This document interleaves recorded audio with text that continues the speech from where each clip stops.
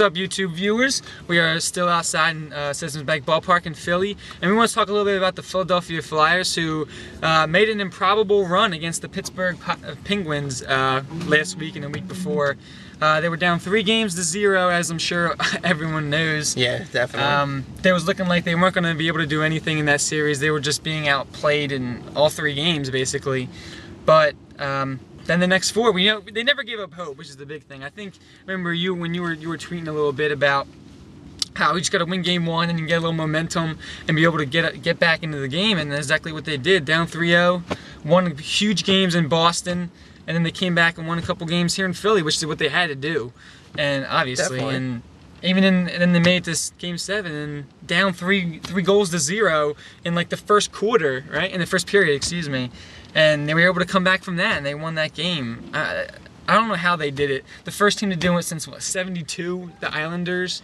Yeah. I don't know. It's unbelievable. I'm sure everyone knows that. Yeah. I mean, it was one of the craziest things I think I've ever watched. Yeah. I mean, coming back from down 3-0 is an accomplishment, but like you said, being down 3-0 in a game and not giving up and coming back to score 4 and answer to win, that's amazing on the road nonetheless. Yeah, it's very difficult, obviously. Yeah, I think the 3 hockey teams, I think it was like the 42 like Maple Leafs, and then like the 75. Islanders. Yeah, I think it was like, I just know the Islanders. yeah, it was in the 70s, I know. And then like the Red Sox. It was like I think the Flyers are only the 5th team in sports history to do that, which is incredible. Yeah, it's definitely, obviously, it's not easy to do. No, and that's why it doesn't happen very much. It took a team effort, yeah, obviously. I mean, Boucher went down, and Leighton came in and did a great job in goal. He gave up the three goals in the last game 7, I think. But I mean, he stopped them after that. It was rock solid after he gave up that 3rd goal. Which, I mean, I think give some credit to the head coach, because I was watching ESPN. They were saying they called a timeout after that 3rd goal, and I think he just regrouped everyone and said we can still come back from this, and he gave them all a little bit of hope, because I mean they made it to that point, won 3 games before that, and it just goes to show that team, the Flyers, I mean, they don't give up. They're a hard team. They play every team as hard as they can, and they're never gonna back down or anything.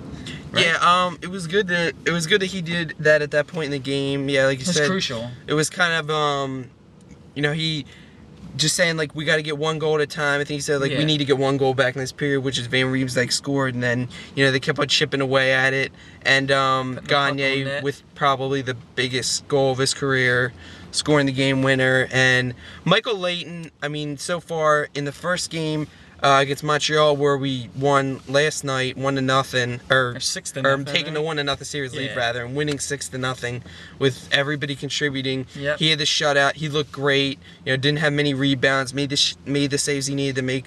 The Flyers really lucked out. They have Michael Leighton. They've had Ray Emery. They've had Leighton. Then they had Boucher. Then they had Boucher again. Then they had Leighton again. Now they have Leighton again. And there's so many goalies, and most teams would just wouldn't be able to handle it, but the Flyers have just stuck through it, played tough, and done what they've needed to do to get through it, and it's definitely a great team to be a fan of, and I just definitely. With Carter's injury, hopefully, he can come back maybe. They think maybe.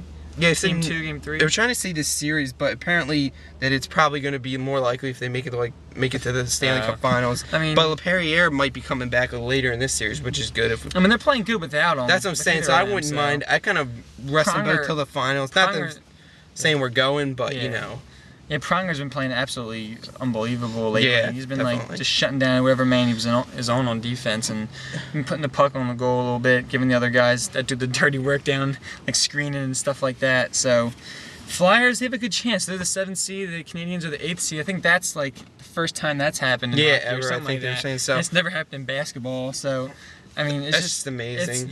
Hockey all the teams are good 1 through 8, so everyone's got a chance. And the Canadians are going to do good. Their goalie just had an off day, I guess. He's been doing well up there. Yeah, I mean, I think he'll come. Halak will come back fine. I think he'll come back fine, and I think he was good against Pittsburgh, so I think he'll be fine. But I do think it was big to win the first game, and even if they go to Montreal with a split, that's good, but it would be great to get a 2-0 lead going up there. That would be awesome. So, and then if we hopefully can take one up there at least. So we'll see what happens, but game 2 tomorrow night Tuesday. at the Wachovia Center. So right the there. fans will be ready to go. Yep, everybody will be down here in South Philly, and hopefully the Flyers can get another win. Wacovia's going to be rocking again. It wasn't last night. It's going to be again tomorrow. Definitely. Great atmosphere. I wish we could go, but yeah, you know we can't. It's expensive and can't get tickets, so we'll have to watch it. But we'll see. Hopefully we can get to the finals. I definitely think they have a real good shot. And yeah, San Jose or Blackhawks are going to play Chicago. It wouldn't be. I mean, it would be difficult. But both teams are good, obviously. Yeah, but the 1 versus 2. They're the 1 and 2 seed. Chicago's kind of got shaky goaltending, which would help us.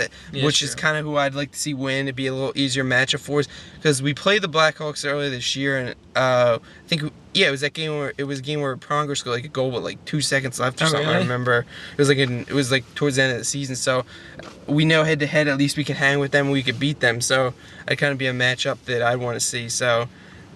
We'll see. We'll see. Yep.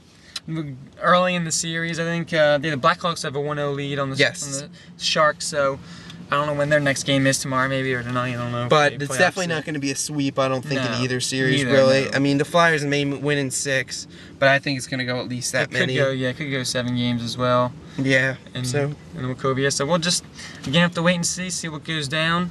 And that's basically it. We're going to sign off from Philly.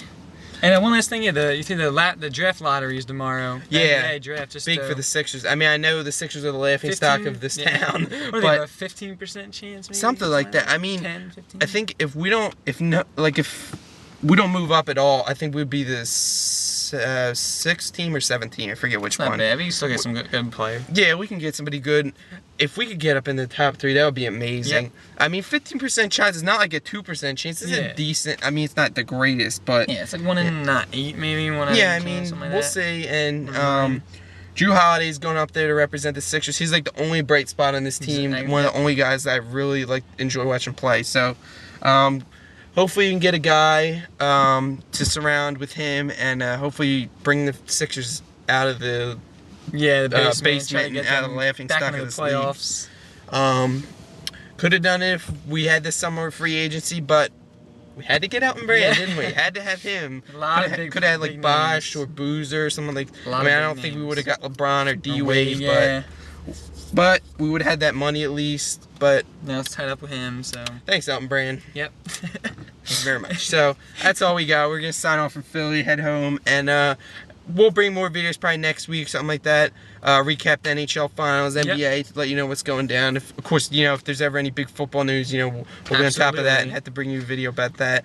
OTAs, stuff like that. So, a lot of sports going on in the summer, and we're excited, and we'll be making videos about it for sure. All right, so thanks, guys. Peace out. We'll see you guys later. Have a good night. Later.